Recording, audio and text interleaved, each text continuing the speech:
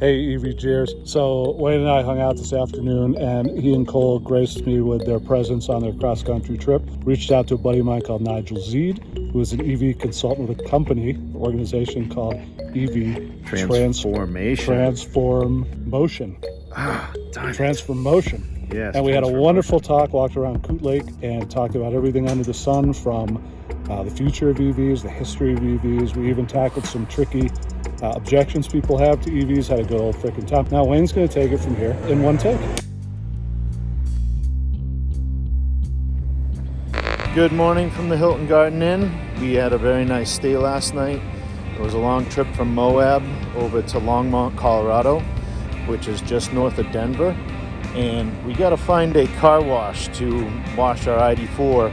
She got very dusty, cross-country, off-roading.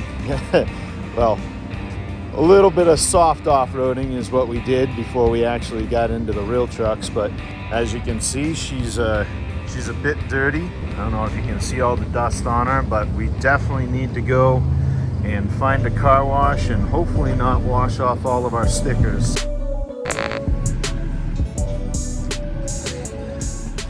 At Wash Me Car Wash, so we have bug removal, which we need a lot of. And on the windshield. The windshield's pretty buggy too. And then the next one's gonna be wheel and tire cleaner. These need to be cleaned pretty bad. The whole car is really bad. Yeah, and we're in this here so that we don't wipe off any of the stickers through a high-powered wash or anything like that. Especially our tape on the back bumper, tape with the QR code, that would get washed off very easily. So we're gonna try to avoid that too. So deposit $2 to start. Okay. There you go. Begin washing, and then what do we do? Bug off first? Yep. Whoa! Already, all right.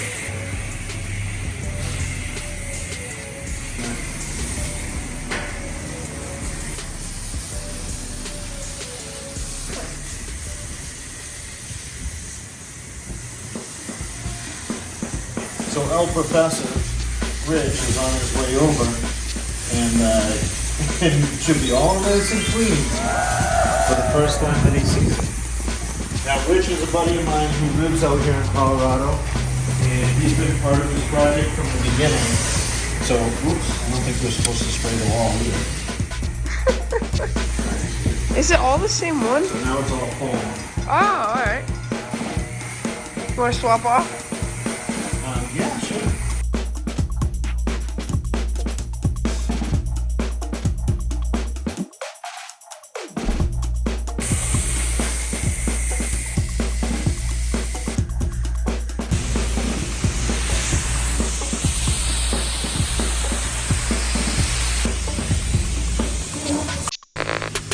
El Professor, how you doing?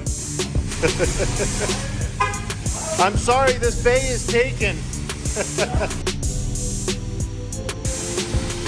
Nigel, this is Rich. I don't know if you remember me. I have got a super random question. I saw that you are now consulting on EVs and stuff like that, and you've also been giving away an ID.4, and he's in the middle of a cross-country trip. They picked the car up in San Diego, and they're driving back to New Hampshire. And I thought to myself, I wonder if Nigel would be interested in talking about EVs and what's coming with it, like on camera a little bit, and be part of that conversation. I don't know how all that works, but I thought I'd reach out. That'd be great. Here's the catch, they're only in town till this evening. We're in Longmont, but we're happy to head into Boulder. There's some, I want to show his son the mountains and stuff like that down there. So if that's easier for you, that's cool. We could even do like up at Coot Lake. That's not too far from you, right? In that parking lot. I'll do that. Okay, perfect. We'll be there. Why don't you ride with Rich, bud? And you can, and I'll just follow you guys. She is all pretty.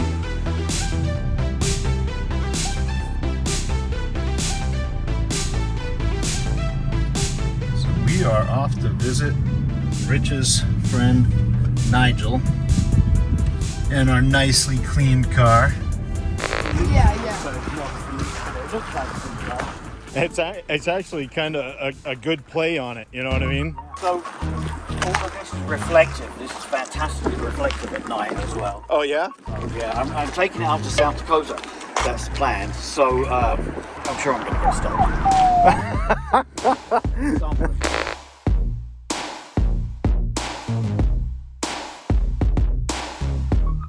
I'm very ecumenical now. I'm all vehicles, and I can do all of that now. But they're all great. No one's competition with one another. We're all pulling in the same direction. That's cool. So when you read about people hating on GM for the batteries, Right. that could have happened to any of us, Right. any of the manufacturers. And what's a setback for them is a setback for all of us. So Everybody that we've run into at the charging stations have been the same way. It's just been really kind of an open conversation, and everybody's like, you know, they'll look at the ID.4 and they'll be like, that's super cool, even if they're driving a Porsche or if they're driving, you know, another type of car, and they're like, yeah, and they know more specs about that thing than I do. You know, I didn't really even look into it much. Purchased it in San Diego, landed there, jumped in it. That day drove from San Diego up to Vegas, totally blind. We didn't even do any research on the charging stations or nothing. We just started driving, and it showed us how many miles we could go. Yeah. So told Cole, I'm like, hey, can you find us a station like, you know, 100 miles from here? And then we just pulled in and tried to figure out how to use the Electrify America so charging you station. have the free charging and everything. 3 years. Three years. Yep. That's going to last you longer than 3 years. Unless you're doing what you're doing. The big part of it is that people don't believe it. Right. There's not just normal people going out and doing road trips. So Yep. And when we were in Vegas, it was 107 degrees. Yeah. And so when we were driving away from Vegas at 107 degrees, it was ticking off the miles. Yep. And I was like, oh boy, I don't think we're gonna make it there, right? So we shut off the air conditioning, and then the miles doubled. Yes. What's cool to me is the network of charging stations has just over the past few years. I'd love your take on that because you've been at this a long while with the EVs, right? What have you seen? Like, how is that monetizing and how is that building out and how is that? That's an interesting thing to me. How that Yeah, I works. mean, monetizing, I don't know if anyone makes money out of it. It's been interesting because I've been doing more, you know, out into the mountains trips further and further. And so discovering charging stations that aren't working is one of the things. Luckily, you know, most of them have multiple chargers, but if you're down to just Chatham and there's one there and it's not working, you've got to have some sort of backup around you. And I think that in general, range anxiety is a thing of the past. We are really at range serenity now.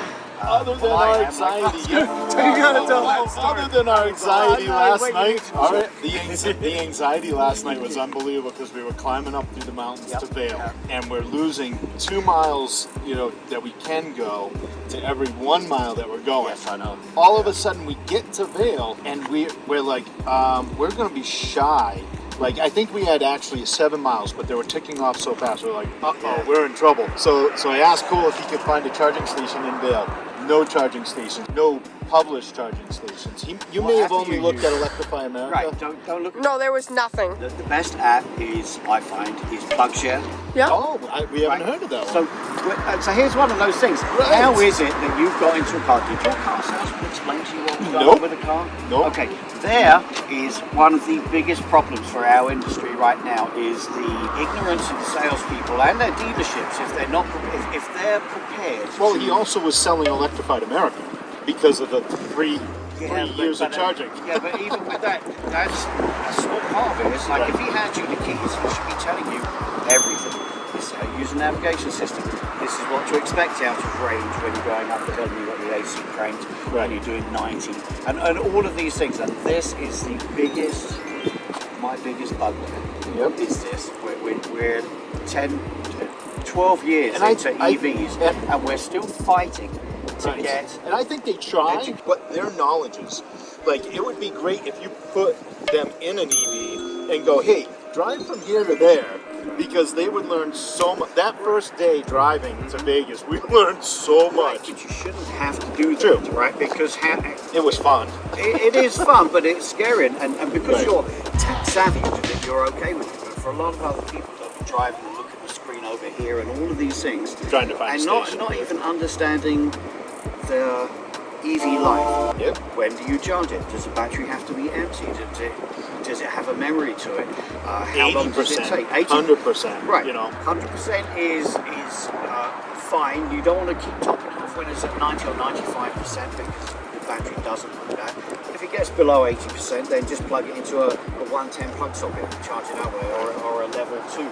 But you know, you don't want to run with batteries down to empty if you can avoid it. Obviously, you're in a different. We got down to 9% one night, and it was a little nerve-wracking. So, when I was younger, I was driving through the Swiss Alps at 2 o'clock in the morning. I'm going up these hairpin bends, like real tight hairpin bends. I've got like nothing in the tank. I'm literally on fumes, and I'm thinking, oh yeah, we're not going to make this. So literally, I just had to go over a brow of a hill, and there was a little gas station. It wasn't open, but I knew that I was there safe. But it's the same sort of thing. It's just managing your battery, how empty you let it go. Right. I thought the regen idea was Well, going up to Vail and losing 2-1, going up, coming down, instead of holding my brake, which I didn't. My concern is either glazing the brakes, because you can glaze the brakes if you're holding them too long, warp the rotors, all that stuff. So my concern with that, I was like, yeah, these inclines, I don't want to hold the brake on. Even though it regens when you hold the brake on, I set the cruise control to the speed limit, and all the way down through, I was gaining 2-1. That's right. And by the time we get to the bottom, we had more charge than we had left with. Mm-hmm. So we got down to like next to nothing, and then charged more than we even started. I was like, this is amazing. It is. And once you get over that first time of forgetting to plug it in, or range anxiety, after that Range it's anxiety, that's a not perfect term. fear, you know, because it is range serenity now. But you're doing something, like I say, that no one else generally does, or not many people do. Most of the time, you drive to Denver maybe. I take my kids, I do a 100-mile round trip down to Highlands Ranch and back, and I use a third of a charge. And then I come home in the evening, plug it in, I'm done by the morning. Yep.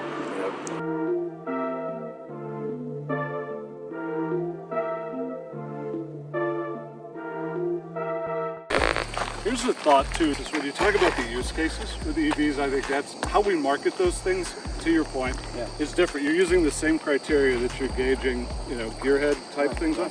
But if you go to like a Starbucks or a gas station or a McDonald's or a Taco Bell, think about how many literally hundreds of gallons of gas are getting burned up in a line at a takeout. That's part of that. I mean, think about that from an environmental perspective, the impact, let alone the driving, the sitting and idling in a takeaway line. So interesting. It's crazy. My leaf, I have this display that I made out of garden PVC tubing. And I have a gallon container of gasoline. Oh, you got to see that. The other part is disassembled. This is 1 gallon of gasoline, weighs 6 3/4 pounds, and it produces 19 pounds of CO2 when you burn it in an engine. This is what 1 pound of CO2 looks like, 241 inch cube. So it's 19 of these for every gallon of gasoline you put. What are you seeing in terms of reliability over time, mileage and things? I know it's still somewhat early days. How long are these going and running and doing? Do we have 100,000 mile EVs yet? No, they haven't been out long enough. I mean, the early batches, they don't have problems with their very early batches, but they fixed it, and that's the thing. There's people saying about GM and their fires. Okay, well, what about every car that's out there with the airbag recall on it? The potatoes? Yeah, right.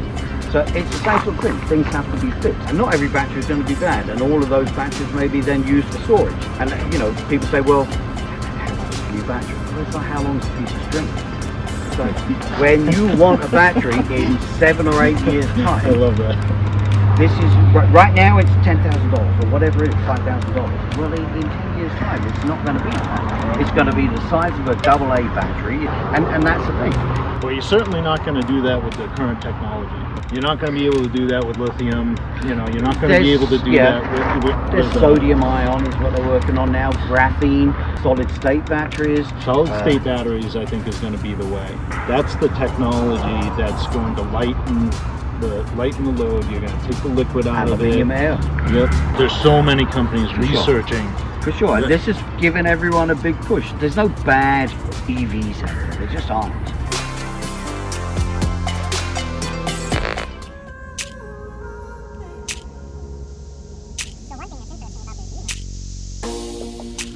All right, Cole, you just scrambled the Clown Rock. How you feeling about that? It was good. Pretty fun, huh? Yeah, it was fun. It's a lot of fun. Did you get to Boulder and Boulder? Yeah. First time bouldering? It's kind of funny, yeah. Good job. First time. Yeah. Did a great job. You got to trust the little footholds and trust your legs and your hands, right? Yeah, I found a couple good ones that weren't scary. Strength to weight ratio is really important and stuff like this. So it's kind of like a car. Think about it. How much, how many pounds is each horsepower moving? Yeah. So if you've got a high strength to weight ratio, you'd be a good climber. Yeah. Well, these daredevil kids wouldn't listen to me. Should be able to route down that way. You good? No, I wouldn't go any higher. I can't turn off the dad gene. Yeah. Good shot up there though, Cole. Now be careful coming down, but those trees aren't as strong as you might think. Yeah. Oh, that's a perfect hand pocket. Yeah, good man. You gotta find the little improbable foot and finger holds. Always know where your limbs are going before you put them down.